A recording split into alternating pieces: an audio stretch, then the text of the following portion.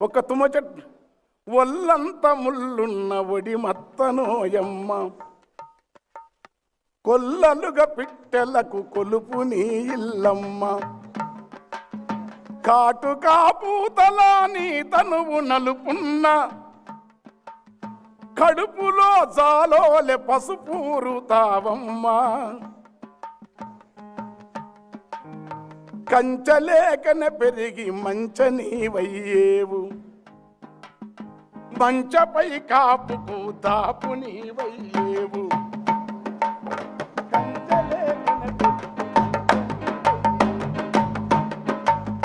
కంచలేకన పెరిగి మంచనీవయ్యేవు. సౌండ్ తక్కువ. మంచపై కాపుకు దాపు నీవయ్యేవు, గులకరాళ్ళ సౌక నేలైన మొలిసేవు, గుట్టలు రాళ్ళున్న గుబురుగా పెరిగేవు, అయిన పెట్టిపోతల కొరకు పెట్టుకోవు బెంగ, మేక పంచకముంటే అదే నీకు సురగంగా. ఓ నల్ల తుమ్మ సగరి ఓ నల్ల తుమ్మ, పసిడి పూల కొమ్మ,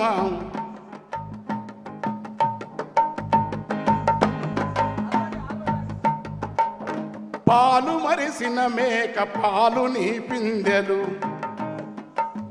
కాళ్ళు గదిపిన నేల కాళ్ళు గది ఆయన బాగానే నీవే ఎక్కువ, కాళ్ళు గదిపిన లేత కాళ్ళకు అందెలు. ఇట్లా ఒక తుమ్మ చెట్టును చూస్తే పాటలు ఊడతాయి. ఇక్కడ రాస్తాం అంతే. మేము రాయడం అంటే మా గొప్పతనం కాదు. పలికెడిది భాగవతం పలికించడి వాడు రామభద్రుడట అని చెప్పినట్టు ఈ నేలకి లక్షణం పాటలంటే. ఒక్క సుక్క సత్తే సతురాదల్లా ఆడిపోతాడు.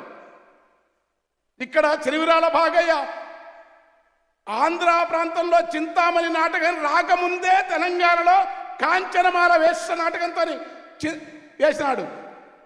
ఆంధ్ర ప్రాంతంలో రాధా పాత్ర లేకముందే కాంతామతి పాత్ర సృష్టించినాడు. అక్కడ సుబ్బిశెట్టి లేకముందే చిట్టిబ శెట్టిని సృష్టించినారు. పోలి శెట్టిని పెడతాడు. హరుడు గిరిజను పెళ్లి ఆడునట్టు తెరుగు మీర కనిపట్టి మురహరుని తపము చెడగొట్టి విరిశరుని తాపమును బట్టి కరకంటుడన్న కచ్చ. అసలు మామూలు యక్షగానాలు రాలి. ఇక్కడ కందాల రామాచారులు రంగాచారులు రాసిన బిడదూరు హరిశ్చంద్ర నాటకమే ఆంధ్ర ప్రాంతంలో వేల లక్షల ప్రదర్శనలు ఇవ్వబడిన హరిశ్చంద్ర నాటకానికి పునాది. సాహిత్యంలో అంత చరిత్ర ఉన్న ప్రాంతం. అవన్నీ మా పాటలో మీరు వినొచ్చు.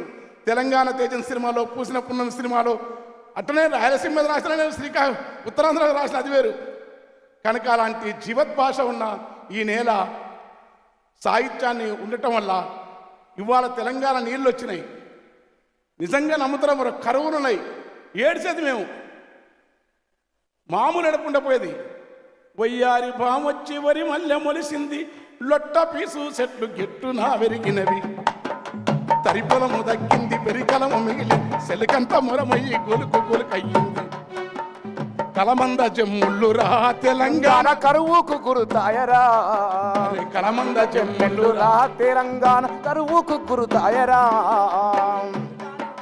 సేదానమేడుంది రా తెలంగాణ సేలన్ని బిల్లాయరా, సేదానమేడుంది రా తెలంగాణ సేలన్ని బిల్లాయరా. ఇట్లా కంటే కానుపు కొరకు సస్త బొంద కొరకు వలసవు అయిన జనము వచ్చిపోతుంటారు.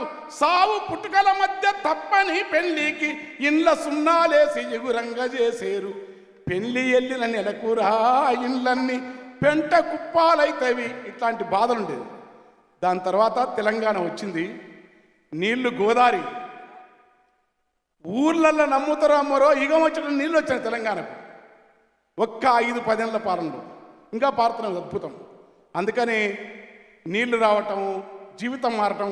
ఇవాళ తెలంగాణలో మీరు కానీ మేము కానీ మనుషుల మధ్యలో గతంలో ఊరుమ్మడి కలిసే ఊరంటే జాలు కొలను, ఊరంటే అద్భుతం.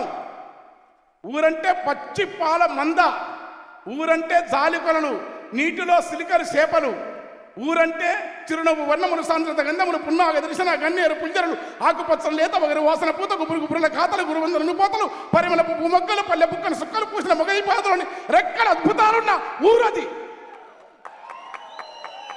అలాంటి ఊరు, అలాంటి ఊరిలో ఇవాళ ఏముంది? కూసుంటే కూర కాడ, లేకుంటే సార కాడ, ఊకుంటే టీవీ కాడ, లేకుంటే చేతుల సెల్లు, చూడగొట్టే పిల్లకు సెల్లు, చూడగొట్టే చిన్నకు సెల్లు, గోడగట్టే తాపికి సెల్లు, గోడగట్టేటన్నకు సెల్లు, చూడగొట్టే చిన్నకు సెల్లు, అగ్గి పెట్టే బీడి కట్టలో అందరి జేబులలో సెల్లు, చేతులలో సెల్లుల మెరుపు, చెవులలో నన్నుల కరుపు, వెనుక ముందు జేబులు, ఏనాడుతున్న సోడలు, తెలంగాణ పంచలు, తెలంగాణ సంస్కృతి, తెలంగాణ జీవితం పోయి మనుషులు మారిపోయి తెలంగాణ అంటే ఒక విరోధాత్మకమైన మానవీయ సమాజంలో నేరపూరితమైన మనస్తత్వాలు పెరుగుతున్నాయి. భూమి అంటే కంచెల ఊళ్ళల్లో అనేక రకాల పిక్షలు, పాలపిట్ట, తీతుబొమ్మ, గోరు వంక, నా పాటలో పిట్టపాట మీరు వింటారు, వినాలి మీరు అన్ని కడపలనుక. అలాంటి వాతావరణం పోయి క్రమంగా జీవరాశులు దూరం అవుతా ఉన్నాయి. కాలుష్యం పెరిగితే మీరంతా అమెరికాలో అద్భుతంగా మంచి నీళ్లను, ఒక్క సరస్సును మీ ఇంట్లో ముంగరున్న లేకులను అద్భుతంగా చూసుకుంటారే. తెలంగాణ చెరువుల్లోకి 10 మందుల గత్తర వాసన వస్తే తెలంగాణ పాట సినిమాలకు వచ్చి పల్లె కన్నీరు వెడుతుందో